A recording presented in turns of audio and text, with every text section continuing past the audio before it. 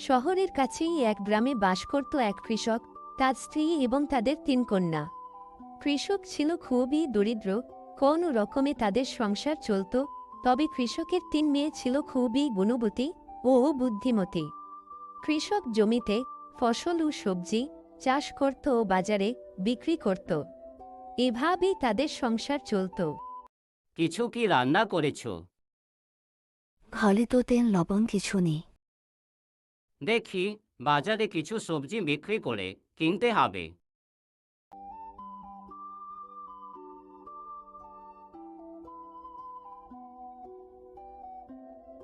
বাজারে আজ তেমন ক্রেতাও নেই।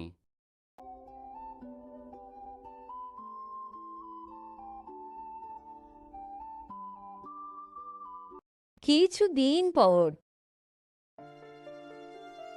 বাবার কি হয়েছে মা? হঠাৎ অসুস্থ হয়েছিল, ডাক্তার বলেছে আর কাজ করতে পারবি না।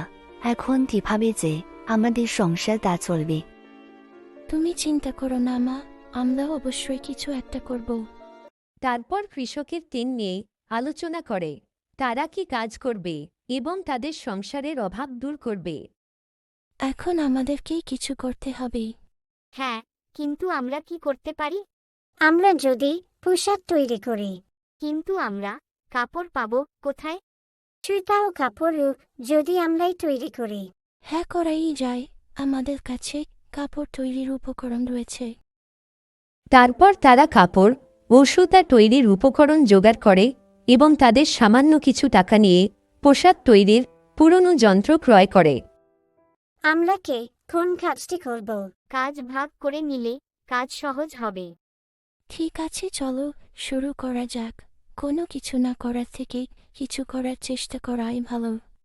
কৃষকের বড় মেয়ে ছিল ধৈর্যশীল। সে ধৈর্যের সঙ্গে কোনো কাজ করতে পারে, তাই সে চরকায় সুতা কাটার সিদ্ধান্ত নেয়। সে চরকায় কাপাস তুলা ও পাত থেকে সুতা তৈরি করে। কৃষকের মেজ মেয়ে ছিল নীতিবান। সে নিয়ম মেনে সব কাজ করতে পারে, তাই সে তাতে কাপড় বোনার সিদ্ধান্ত নেয়। সে তাতে সুতা থেকে কাপড় তৈরি করে। কৃষকের ছোট মেয়ে ছিল সৃজনশীল। সে বিভিন্ন নকশা তৈরি করতে ও সেলাই করতে পারে, তাই সে পোশাক তৈরি করার সিদ্ধান্ত নেয়। সে কাপড় থেকে খুব সুন্দর ও আরামদায়ক পোশাক তৈরি করে। এভাবে তারা তাদের কাজ ভাগ করে কাজ করতে থাকে।